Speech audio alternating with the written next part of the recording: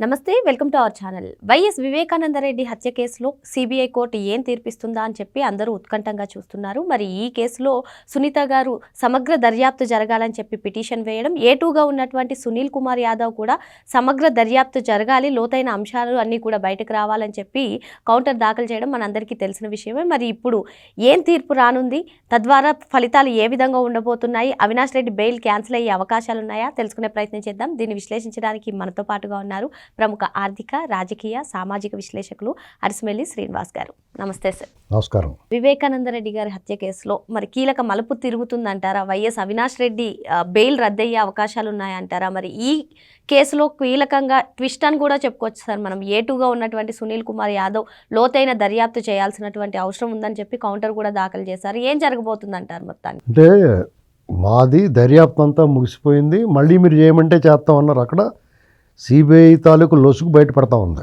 గౌరవ న్యాయస్థానం కూడా ఈ విషయంలో సీరియస్గానే ఉండొచ్చు. నా ఉద్దేశ ప్రకారం, నా అంచనా ఏంటంటే లోతైన దర్యాప్తునే ఆదేశించవచ్చు. అప్పుడు ఏమవుద్దంటే ప్రధాన నిందితుల్ని మళ్ళీ కస్టడీలో తీసుకుంటారు. పోయిన వాళ్ళు పోగా బతుకున్న వాళ్ళని కస్టడీలో తీసుకుంటారు. ఆల్రెడీ దస్తగిరి తన స్టేట్మెంట్ వాంగ్మూలం ఇచ్చేసాడు కాబట్టి ఇప్పుడు మీరు చెప్పిన ఏటు ఎవరైతే ఇందులో ఇన్వాల్వ్ అయ్యి మళ్ళీ పిటిషన్ వేసాడో సునీల్ కుమార్ యాదవ్, ఆయన స్టేట్మెంట్ కూడా మళ్ళీ తీసుకుంటారు. అలాగే అవినాష్ రెడ్డి బయటే ఉన్నాడు కాబట్టి ఆయనకి బెయిల్ రద్దయ్యే ఛాన్సెస్ ఉంటాయి.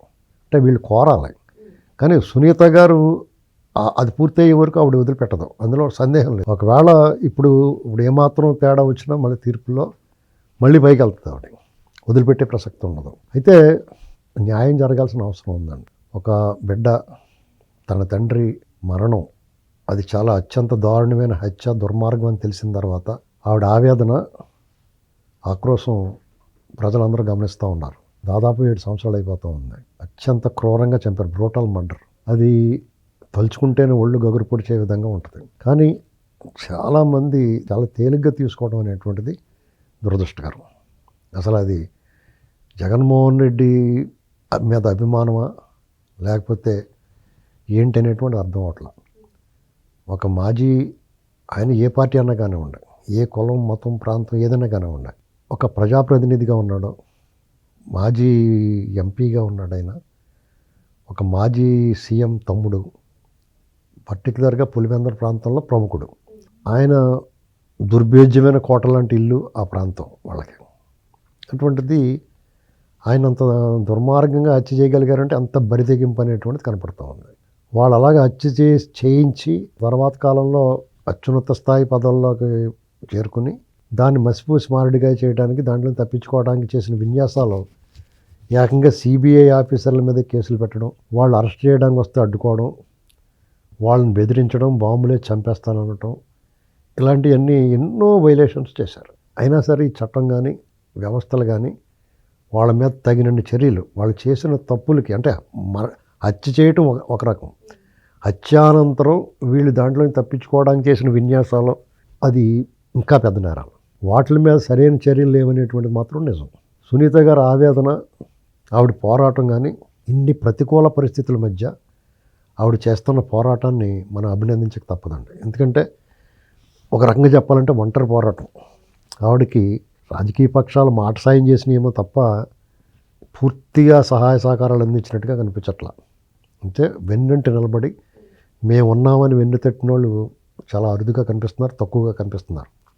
ఆవిడ మాత్రం ఎక్కడా కూడా తగ్గకుండా వ్యయ ప్రయాసాలు కోర్చి ఆవిడ వృత్తి డాక్టర్గా, ఆవిడ వైద్య వృత్తిలో ఉన్నారు. ఆవిడ చాలా స్పెషలైజేషన్ చేశారు, చాలా కీలకమైన వైద్య నిపుణురాలు ఆవిడ. ఆవిడ అవసరం ఎంతో ఉంటుంది ఇక్కడ. ఆ రోగులు కొంతమందికి ఆ ఇన్ఫెక్షన్స్ వచ్చి స్పెషలైజేషన్ చేస్తారు. ఆవిడ చాలా మంచి వైద్యురాలు ఆవిడ. ఆవిడ ఆ పక్క ఆ బాధ్యతలు, ఇంకో పక్క ఈ నిజ నిర్ధారణ, నిరూపణ కోసం ఆవిడ పడుతున్న తాపత్రయం, ఆ ప్రయత్నం మనం ఎలా చూడాలంటే, ఆవిడ ఈ మోకలు దుర్మార్గమైన, ఆవిడకి ప్రత్యర్థులుగా ఉన్న వాళ్ళందరూ, ఆవిడ ఎవరి మీద అయితే పోరాటం చేస్తుందో వాళ్ళందరూ కూడా రక్కసి మూకల్లాగా ఉన్నాయి. ఆవిడ వ్యక్తిత్వానం చేశారు, ఆవిడ క్యారెక్టర్ని చాలా దారుణంగా మాట్లాడారు. అసలు ఆవిడే హత్య చేయించిందని చెప్తా ఉన్నారు. ఎంత దారుణం ఇది. కాబట్టి న్యాయస్థానానికి ఇటువంటివన్నీ అవసరం ఉండదు. న్యాయస్థానానికి ఈ ఎమోషనల్గా ఉండవు. న్యాయస్థానాల్లో తీర్పులు ఎమోషనల్గా ఉండవు. కన్స్ట్రక్టివ్గా కాంక్రీట్గా ఆ ఆధారాలను బట్టి ఉంటాయి. ఈ ఆధారాలు స్పష్టంగా ఉన్నా సరే ఉండలేదు. అది విచిత్రం ఇక్కడ. సిబిఐ ఈ విషయంలో సిబిఐ దర్యాప్తు బృందం వాళ్ళని తప్పు పట్టడం లేకుండా చాలా కూలంకషంగా మైక్రో లెవెల్లోకి వెళ్ళి దర్యాప్తు చేసి చాలా విషయాలు బయటపెట్టారు. అసలు వాళ్ళు రూపొందించిన ఛార్జ్ షీట్లో ఎవడ దొంగలు అనేటువంటిది, ఎవరు హంతకులు అనేటువంటి స్పష్టంగా తెలుస్తుంది. సూత్రధారి విషయంలో దారి స్పష్టంగా ఉన్న ఆ దారిలో ఎవరు ప్రయాణం చేయట్లా. ఇదిగో ఆ గదిలో ఉంటాడు సూత్రధారి, ఆ గదిలో ఉన్నాడు ప్రధాన పాత్రధారి అని తెలిసిన ఆ తలుపు ఓపెన్ చేయట్లేదు ఎవరు. అది ఓపెన్ చేస్తే మొత్తం అన్ని చిక్కులు పటాపంచలు అయిపోతాయి. అవినాష్ రెడ్డి కూడా సెకండ్ లేయరే ఇందులో. అసలు సూత్రధారులు ఒక గదిలో ఉన్నారు. ఆ గది తలుపులు తెరవాలి. ఆ గది తలుపులు తెరిచిన రోజుని ఈ సునీత గారి తండ్రి గారి ఆ దారుణమైన హత్యకి ఆవిడకి న్యాయం జరుగుద్ది.